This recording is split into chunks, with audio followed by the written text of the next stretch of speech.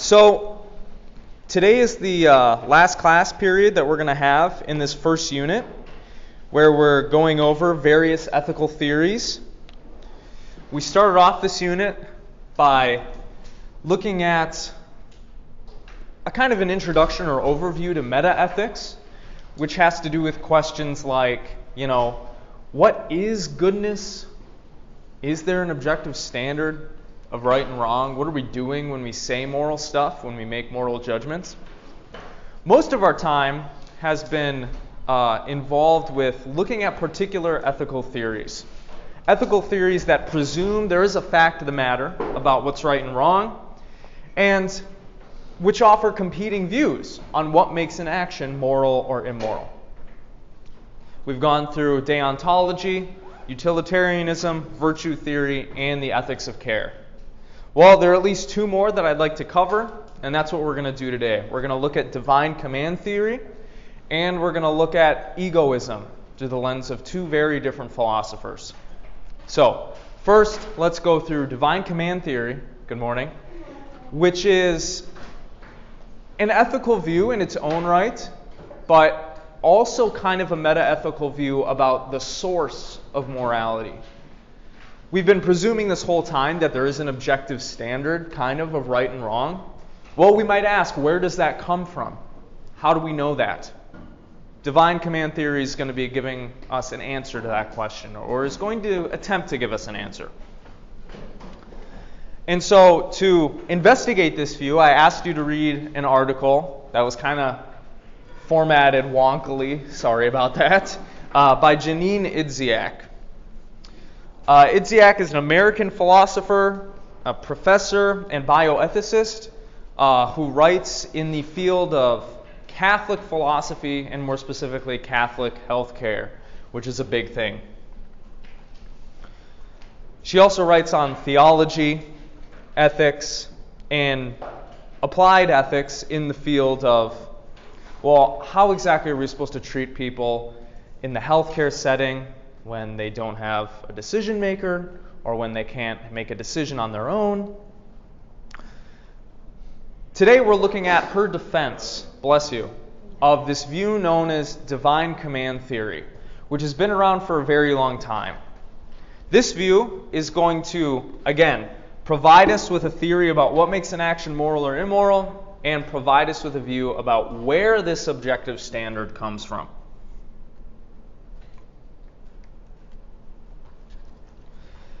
Recall some of the metaethical theories that we looked at the beginning of the class. Okay? Moral realism was the view that there is an objective, mind-independent standard for what's right and wrong. Right? This view basically says that, look, there's a fact of the matter about what's moral or immoral, and it doesn't depend on your desires or your beliefs or how you're feeling that day. It doesn't depend on the culture that you're raised in. It doesn't depend on where you live or when you live. There's some objective standard of right and wrong. Murder has always been wrong, will always be wrong. Torturing infants is wrong in Malaysia, and it's wrong in the United States. This is the view that the ethical theories we've been looking at so far have been presuming. They're taking this as just a matter of course. Okay? We can contrast this with moral anti-realism, which is the view that there is no objective, mind-independent standard for what's moral and immoral. Now, there are different metaethical views that fall out of moral anti-realism. They don't all say the same things. Notice the two parts of what's involved in moral realism. It's objective, and it is mind-independent. The facts of what's moral and what's immoral doesn't depend on any mind to think or conceive of it. Well, there are a couple different moral anti-realist theories that we looked at that are based on these two different features. One, error theory, says it latches onto this first criterion. There is no objective standard of right and wrong. There is no ultimate fact of the matter about what's moral or immoral. But Another way that you can interpret this view is not by latching so much onto this criterion, but this one, that there is no mind-independent standard of right and wrong. And you can come up with a theory that says there is a standard of right and wrong, but it depends on our minds, or it depends on our preferences or tastes or something like that. That is a view that you could have. This would be known as subjectivism, which we're going to get to in a little bit here. So far, all the ethical theories we've been looking at have been moral realist theories. Well, what's interesting about divine command theory, and this is kind of a little unintuitive, is that some people lump it into the moral anti-realism category. As we'll see, divine command theory is this view that what's moral and immoral is dependent on God's existence, and an action is moral if God commands it, an action is immoral if God forbids it. But some people lump it into this view because of this weird criterion right here. They're going to say this standard of right and wrong depends on God's mind. So it's not exactly the same as the ethical theories that we've been looking at. Some people argue. So let's get into that. Let's break down this kind of weird feature of divine command theory. Divine command theory, if we were to summarize it, is the view that the morality of an action is determined by whether or not it is commanded by God. So, if God commands something, that makes it moral. If God forbids something, that makes it immoral. Okay? Now this is really interesting because if you just paid attention to the language that I used, you will have noticed under this view, under some interpretations of this view, I should say, God's commanding it makes it moral. So God has to command it for it to be moral. It's not moral separate from God.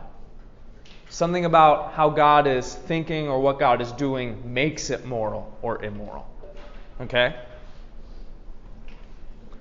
And so Idziak summarizes it as follows. What ultimately makes an action right or wrong is if it is commanded by God and nothing else. Okay? So the morality of an action is tied to God's commandments, His commands. All right? And we can know what these commands are. Generally, the Christian tradition is going to say, by reading the Bible, by looking at Holy Scripture, through instruction with people who have studied it themselves or are clergy members, pastors, so on, and sometimes through divine revelation. Although this last way of figuring out how to live your life or what's moral or immoral isn't leaned on so heavily because there is worries about, people claiming they've heard God's voice when they didn't actually have a religious experience or something like that. So, this view is going to tell us what makes an action moral or immoral, and kind of in between the lines is telling us the source of this standard of morality comes from God and nowhere else. All right? Any questions so far? Now here's where we get into an interesting feature about this view. Okay? Whether divine command theory is realist or anti-realist or what we might call subjectivist is a matter of debate between different theologians and philosophers. Remember, the realist views say there is an objective standard or right and wrong that doesn't depend on anyone's mind. Well, some theologians, some philosophers who have formulated this view think it's not realist because the standard of right and wrong depends on God's mind. So it does depend on somebody's mind. Okay? It's not independent of a mind to perceive or conceive of it.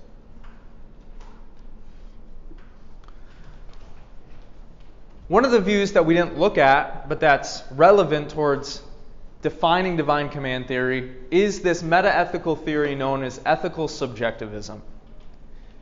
This is the view that there is no objective, mind-independent standard of right and wrong. And more specifically, the standard of right and wrong depends on the existence of some consciousness to perceive it, or to think it, or to feel a certain way.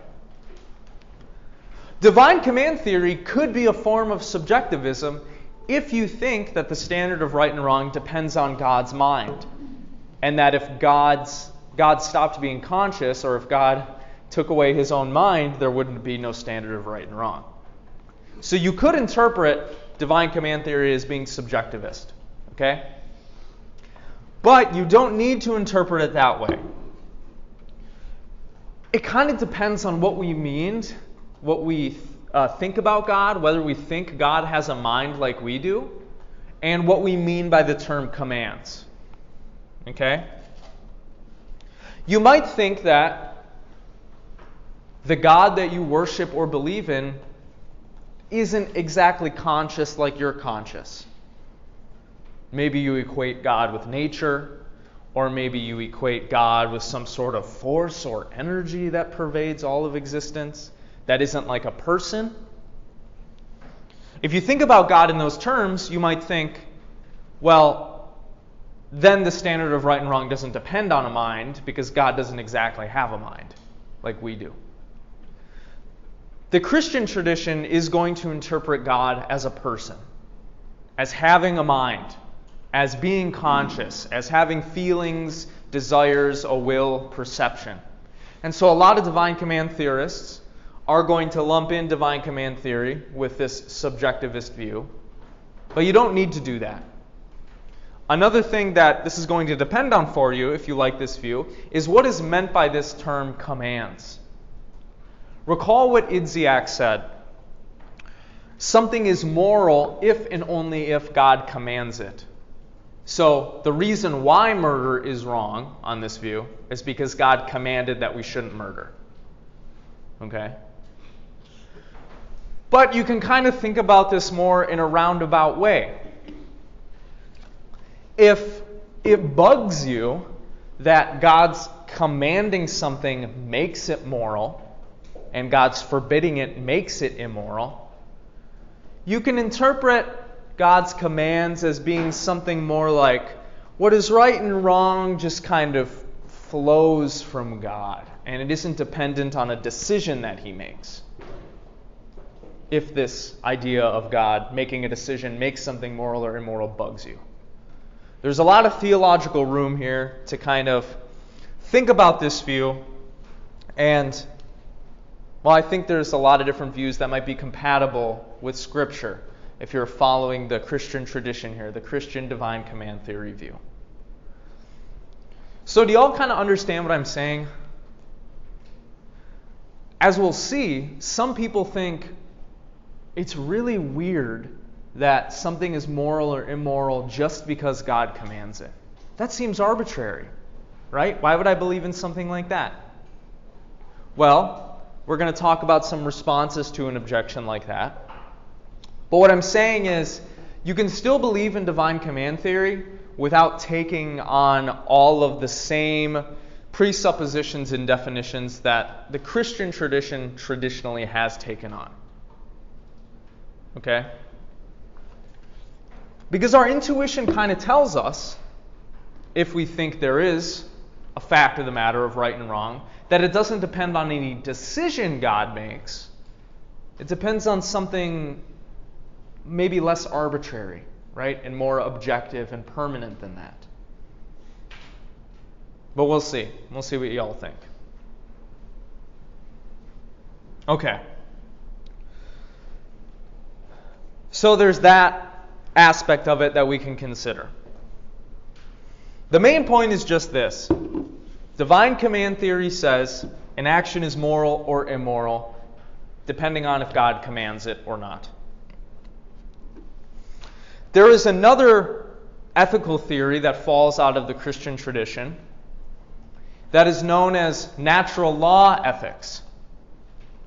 Divine command theory is distinct from this ethical view.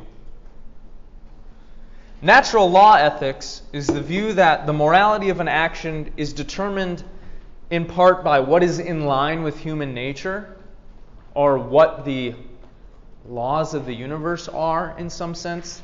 The idea being something like, look, God made the universe a particular way, and He's like baked into the structure of the universe how things impact us and what's good and bad for us. So natural law ethics is going to say, look, kind of like how Aristotle says, there's a fact of the matter about what's good for us and what's bad for us just because of how we are. And so we should do the things that are good for us, and we should avoid the things that are bad for us. Whether something is moral or immoral is dependent on our nature as human beings, how God made us. This is a very different view than divine command theory, right? Divine command theory doesn't reference human nature at all. It just says an action is moral or immoral if God commands it. If all the humans died tonight, right, an action would be moral or immoral still because of what God has commanded. But this view, natural law ethics, is more dependent on what is objectively good for us on account of what we are and how we were created. So it bases the morality of an action in something, well, you might say more natural than just the issuings of God. Natural law ethics implies that there is something else besides God that is objective, that you might say is sovereign, that we should follow. The objective moral standard. Okay? So, oftentimes when people are thinking about ethics in religious terms, in Christian terms more specifically, there are two things in your mind, if you're a realist, that you think objectively exist and are a certain way, that don't depend on your beliefs and desires. God, right? God has a certain existence that doesn't depend on what we think or believe. And what is right and wrong has a certain existence that doesn't depend on what we think and believe. So there are these two things out there that exist independently of us, independent of our consciousnesses. The moral standard and God. This is what I mean by this phrase here. Natural law ethics implies that there are these two objective things out there distinct from us, independent of us, that we owe our allegiance to. Whereas divine command theory is going to say there aren't these two things that exist independently of us and each other. First there's God, and then God determines what is moral and immoral through His commands, through His will. Do you see the difference there? In the natural law ethics view, the objective moral standard exists somehow apart from God. But in the divine command theory view, there's God, and then God determines what's moral and immoral. Does that make sense? Okay. So, we need to distinguish between these two Christian ethical theories. And this is probably something I should have mentioned at the beginning, but this divine command theory is normally formulated and described in Christian terms. Okay? You can have a divine command theory that is based on the religion of Islam or Hinduism or something like that, but the one that we're looking at today is the Christian version. Because this is where, at least in Western society, it has been formulated most and popularized, and which pervades our culture.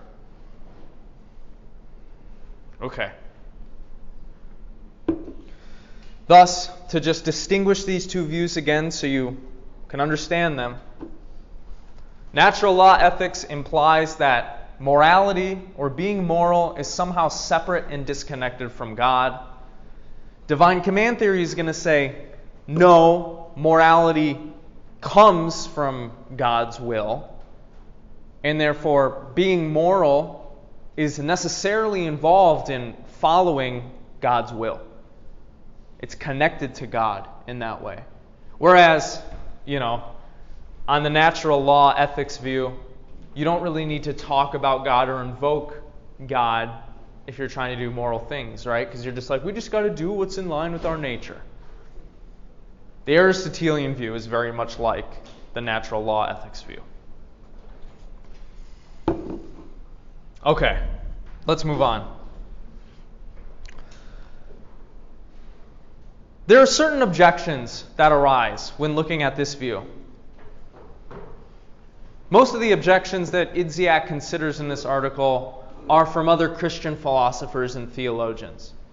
Okay? We can argue about whether or not God exists, about whether or not, God has the qualities or the properties Christianity says he does.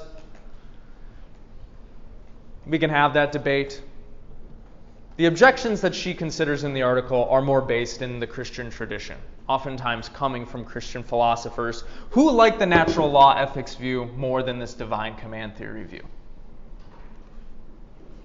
And so one objection that she considers in the article is that divine command theory paints a bad picture of God. Divine command theory paints God as this radical dictator who wants us to just follow his arbitrary dictates. Like, I command this, so you must do it.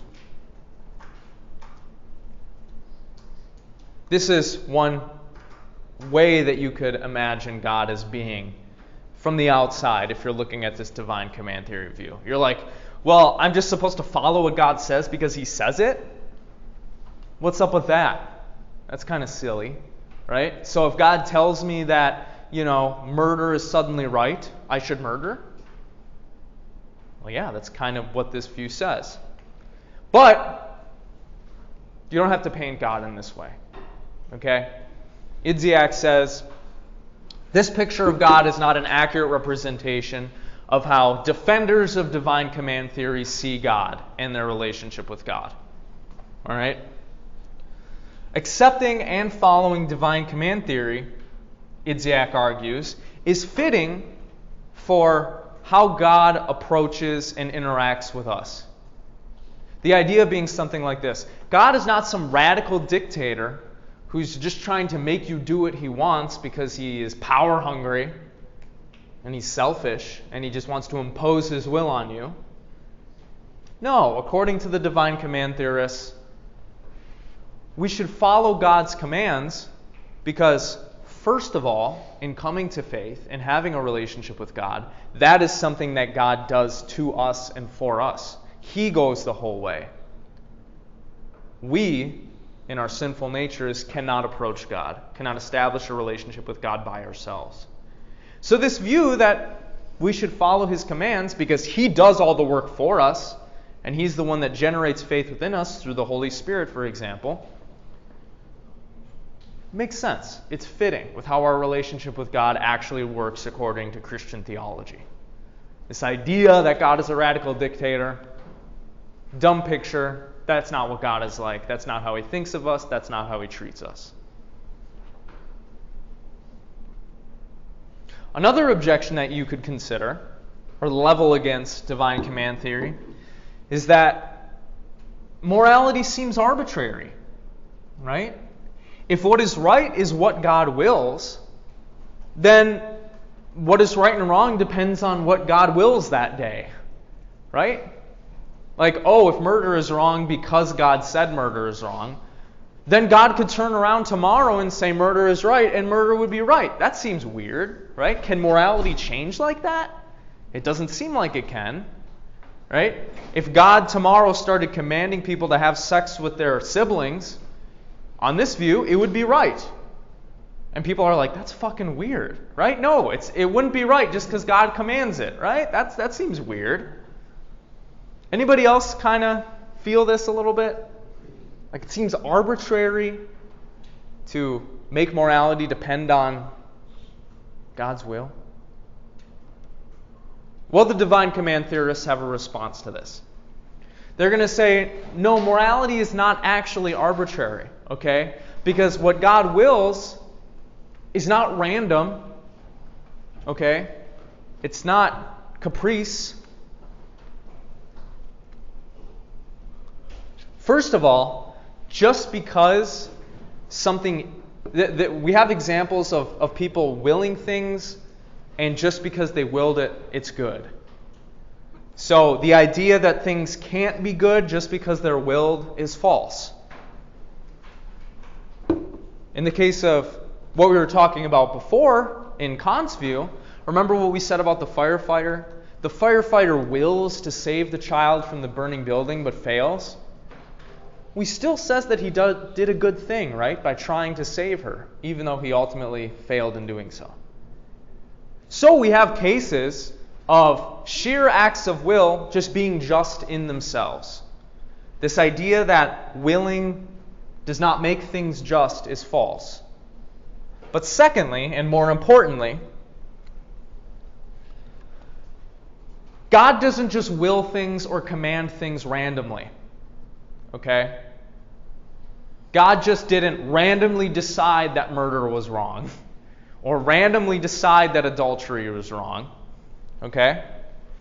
When God commands something, both His will and His reason, His nature, are operative. Meaning, God has reasons for what He commands. Presumably very good reasons. Okay? It's not like there's no thought behind what God wills. It's not arbitrary. Okay? It's reasonable, and they might say what God wills depends on His nature. God definitionally is good, perfect, omnibenevolent. So what God wills, those willings are going to flow from His good nature. They're not going to be disconnected from who He is, what He wants for us, or why He thinks something would be good for us. All those things figure into His commands. So the idea generally is, look, God doesn't just will things randomly, therefore morality is not arbitrary. God's nature and His reasoning informs what He wills. So it's not an accident that murder is wrong. God commands us not to murder for good reasons. Okay? Does that make sense? All right. So, one ethical theory that you can believe in, that you can interrogate, is this view, divine command theory. It says that morality is dependent on what God wills, on God's commands. What are some of the things that God commands? Well, you kind of already know that, right? Who knows the 10 Commandments? Can we shout them out? What's the first one? Do we have any good Christians in That's one of them, right? That's 5, right? Do not murder. Number 5. I'm the Lord your God, there are no other gods before me. Right, you shall have no other gods. That's the first commandment. What does that mean? It doesn't just mean you shouldn't worship Moloch. It means you don't idolize things that are earthly. You don't make a god out of your phone. You don't make a god out of a person. Your life should be oriented towards what is transcendent. Lots of other commandments too, right? You shouldn't murder. You shouldn't commit adultery. You shouldn't long after what other people have. You shouldn't be envious. We kind of all agree that these things are wrong, right? So, maybe there's some merit to accepting this view. Because one thing that you might be thinking about, if you've been thinking hard about all the ethical theories that we've been looking at so far, is what is the source of this objective standard of morality? Kant says morality is objective, right, and universal. So does utilitarianism. So does Aristotle's view. But where does the objective standard come from, right? Utilitarianism does not offer us a view on that. Kant is going to say it comes from God, and it has to do with our relationship as rational beings to God. But Aristotle isn't going to say it comes from God, right? He's just going to say there just is a fact of the matter about what's virtuous for us. But where does that fact come from, right? There's a fact of the matter about there being a mug of coffee in front of you, right? What makes this a fact of the matter? There being a mug of coffee right in front of you, right? But morality seems to be different. What exactly makes it the case that murder is objectively wrong? The fact of murder being wrong isn't something like a coffee mug existing that you can see and feel, right? So you might wonder, where does this standard come from? Why should we believe in it? Well, the divine command theorists are like, duh, it's God. This is our best answer for that. Our best explanation of where an objective standard could come from, how we could justify that an objective standard exists.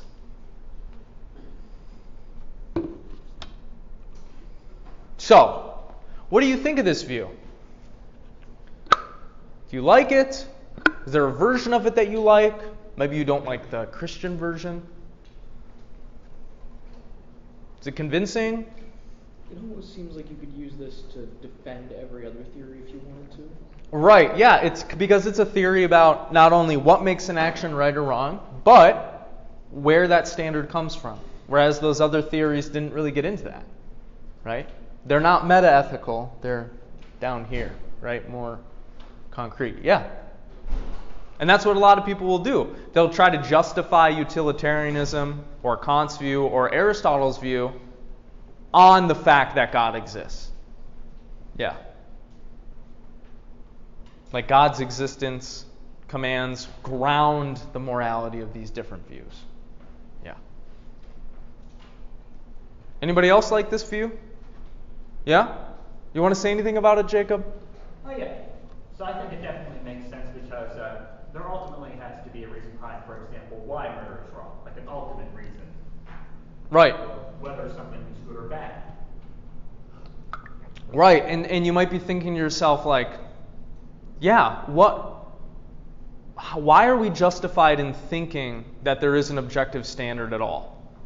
Well, it's because there's this thing, there's this God out there that makes it so, and who has revealed it to us. Another question you might ask is, how could we know that murder is wrong, right? Maybe we're all mistaken in our moral judgments.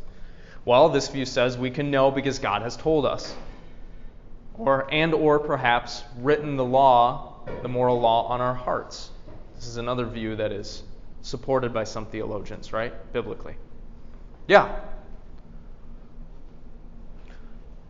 What does this view depend on?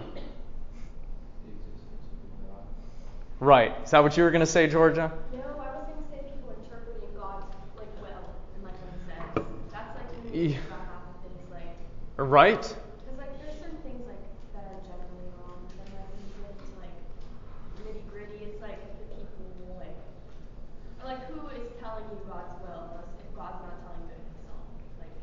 You know what I mean? Right.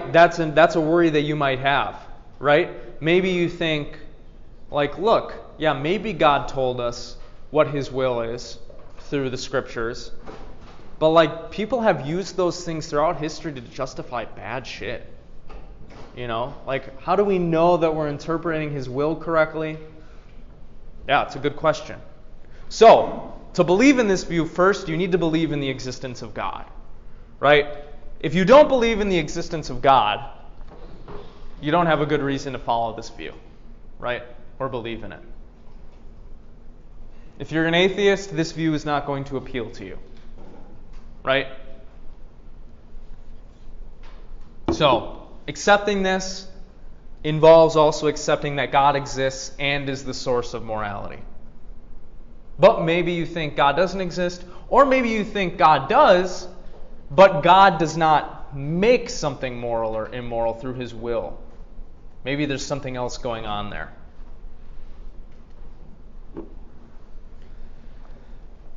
What this view has in regards to a leg up as some of the other views that we've looked at is it does try to provide an answer to this question, where does the objective standard come from? There are a lot of other views that try to provide an answer to this question, but ultimately, if you dig into them, they run into basic metaphysical and epistemological problems. For example, let's say you think there is an objective standard of right and wrong, and you just know it, you can figure it out, okay, either through reason or just through empirical means, observation, or maybe through some moral sense, just a moral intuition. How do you know that you're actually in touch with what's moral? Can you guarantee your reason or your moral sense or your perceptual organs are operating correctly? Can you prove that to yourself? You can't prove that. Can't prove it to anyone, and you can't prove it to yourself. So some theologians are going to say, these are some basic epistemological views that all these theories run into.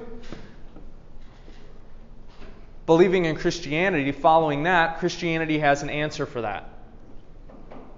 Because it is through God's will and our relationship with God that we can rest assured that we're actually in touch with reality. That we actually can see and understand what's going on truthfully. But that's a whole issue that we don't need to get into now. If you want to talk to me about that later, I can send you some articles. One question, one problem for this view that has been around for thousands of years, that was given to us by Plato, is known as the Euthyphro dilemma. In this dilemma, it is asked, is something good because the gods like it? Or do the gods like something because it is good? Divine command theory just bites the bullet and says things are good because God likes it, because God commands it. But that runs counter to our intuitions a little bit, right? Because we want to think that morality is something more permanent and objective, and that doesn't depend on God's attitude that day, right? We want to say it's something more fundamental and concrete than that. So, is there a good answer to this question? Is what is moral because God wills it? Or does God will it because it's moral and it's somehow objective and right separate from Him? This is a problem for this view. There are two horns of a dilemma here. If you say something is good because God wills it, you have this question of it being arbitrary and, that's weird, like that doesn't fit with our intuition. If you say that God wills something because it is good, because it is separate and good and objectively right, separate from Him, then you have this weird thing of, there's also something on the same level of God that we owe our allegiance to, that exists independently of Him. But that doesn't seem right according to religious traditions. Religious traditions are going to say that morality comes from God, so it can't exist outside of God or separate from God. So this is a real problem. The divine command theorists just bite the bullet and say, it's good because God wills it. That fucks with our intuitions. It's not in line with what we tend to believe, but they're just like, that's the fact of the matter and you got to live with it. Okay. Does this view make sense? You understand this view? All right. Good. Well, that's all I have for you on this one.